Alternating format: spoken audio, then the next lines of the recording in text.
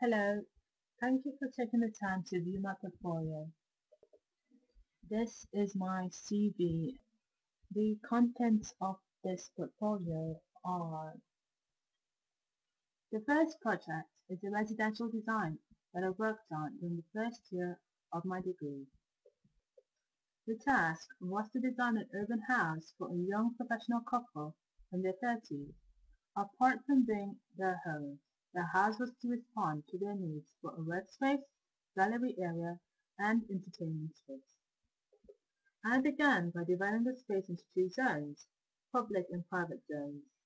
The public zones are to be used for work and entertainment and consist of areas such as the gallery, the office, kitchen, living area, and the toilets.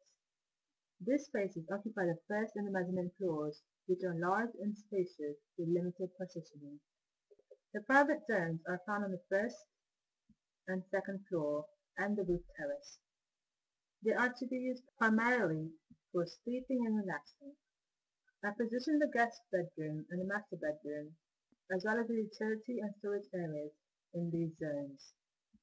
I've also included a garden terrace on the first floor and the roof so as to provide private green spaces within the urban environment, which I think the couple would appreciate. Some of the elements that I picked up from Le Corbusier include the brise soleil, the filter light, and the ribbon windows to provide light and openness within spaces. The program I used to create my visuals was SketchUp. The second project is also from the first year of my degree. For this task, I had to design an outdoor structure to be used by bird watchers or nature lovers as a viewing point. Because this is a public site, I had to make sure my design was universally accessible to everyone.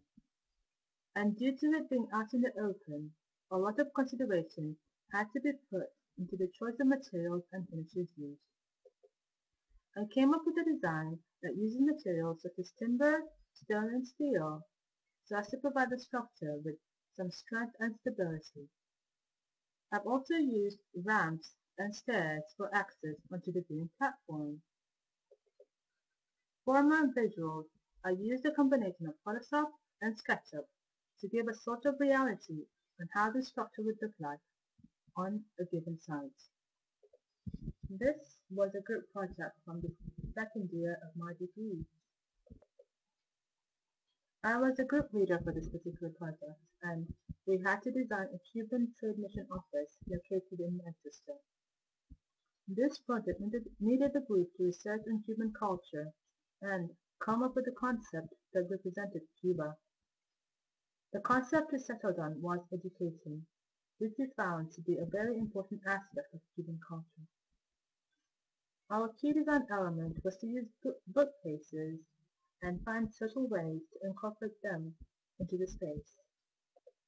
Another part of the project needed us to research on office layouts, and the type of layout we found to be representative of Cuban culture was the combination office.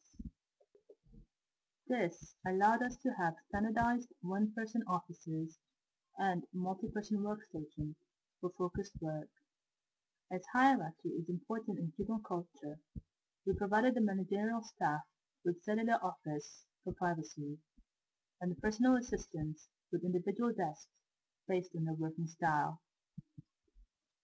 Communication occurs in the central meeting points for exchange, interaction, and support areas.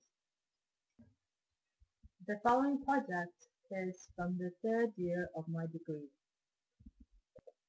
The task was to design 3 particular spaces within the Salford Museum and Art Gallery. These were the reception, gift shop, and the restaurant. The museum targets a multi-generational crowd, and being as it's close to the University of Salford, it also attracts the lecturers and students on their dinner breaks.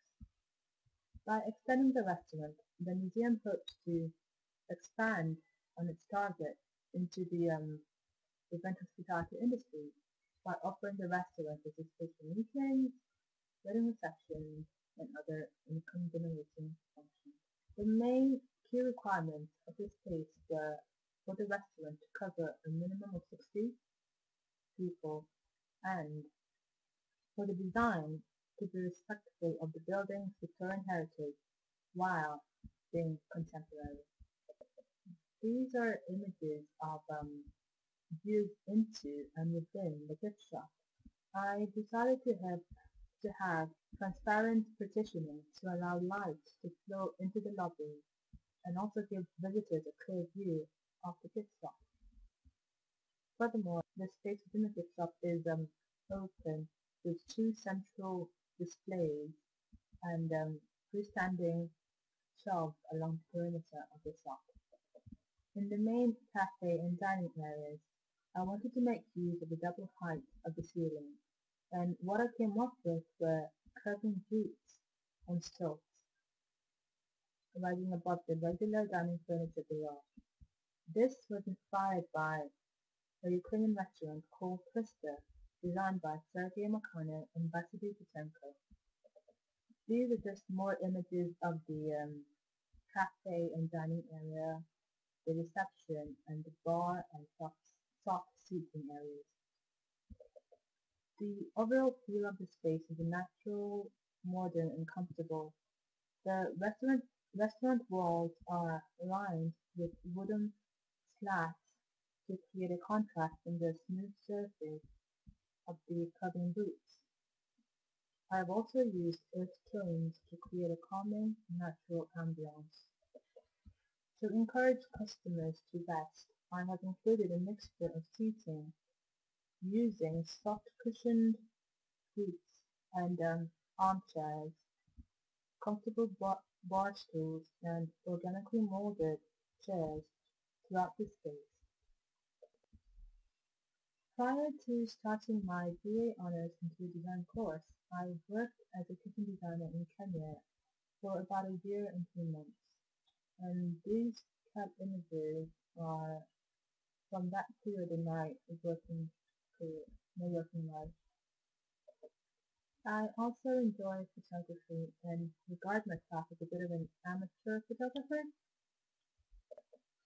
I have included this page to show my model making and craft work skills.